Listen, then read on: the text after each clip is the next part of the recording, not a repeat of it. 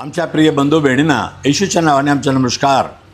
सर्वेसरा संगे सकाळ हा कार्यक्रमाचं तुम्हाला स्वागत करीत आहे. प्रत्येक दिवस पाटे देवाच्या वचन तुम्ही ऐकू शकता. तुम्ही ऐका, इतरांना सांगा, सर्वांनी आशीर्वाद मिळवून घ्या. आजच्या वचनात जाऊया. रोमक्रंसपत्री त्याच्या 8 अध्याय 18 वचनामध्ये रोमन्स 8:18 आताच्या हे आमचं दुःख संकट आम्हाला येणारा त्या महिमाच्या तुलनेमध्ये काहीच नाही आहे.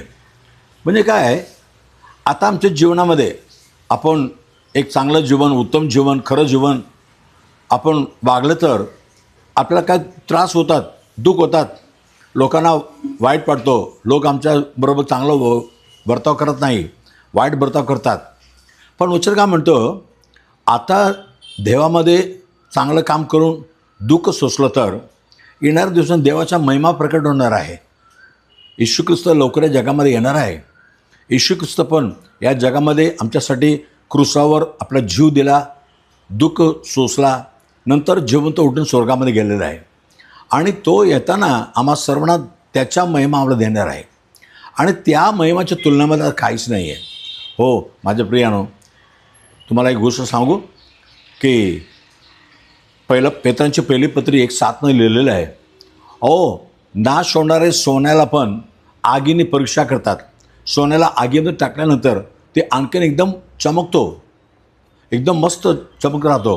तसं तुमच्या विश्वासाच्या परीक्षा होते. त्या परीक्षेत शेवटी तुम्हाला काय होणार आहे, देवाकडून आदर, सन्मान, महिमा सगळं मिळणार आहे.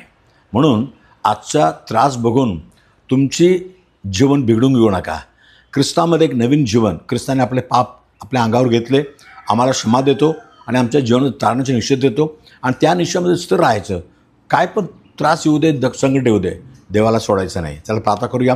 पवित्र बापा, प्रभू येशू ख्रिस्त आमच्या जगामध्ये आला, आमच्यासाठी आमच्या सर्व दुःख ते सोवला आणि वरस्तंभावर जीव दिला, जिवंत उठला, आत्मजिवंत परमेश्वर स्वर्गामध्ये आहे. आणि आम्हीसुद्धा येशू ख्रिस्ताला मानून आमच्या जीवन पवित्र झाल्यानंतर, तारण मिळाल्यानंतर आमच्या जीवनात संकट येतो. पण संकटाची काळजी करायचं नाही. कारण काय, या संकट आता तोडत्या दिवसासाठी आहे, पण नंतर एक मोठा महिमा येशूच्या आगमनामध्ये होणार आहे. त्या महिमामध्ये आम्हाला भाग घ्यायचे. प्रभू, आता पण तुझ्या लेकरांच्या सर्व गरजा तू मिटून टाक प्रभू. त्यांच्या रोगाला मिटून टाक आणि त्याला चांगलं शांतीच्या आनंदाचं जीवन दे. येशूच्या नावाने मागितो पण ऐक प्रभू राजा. आमेन, आमेन.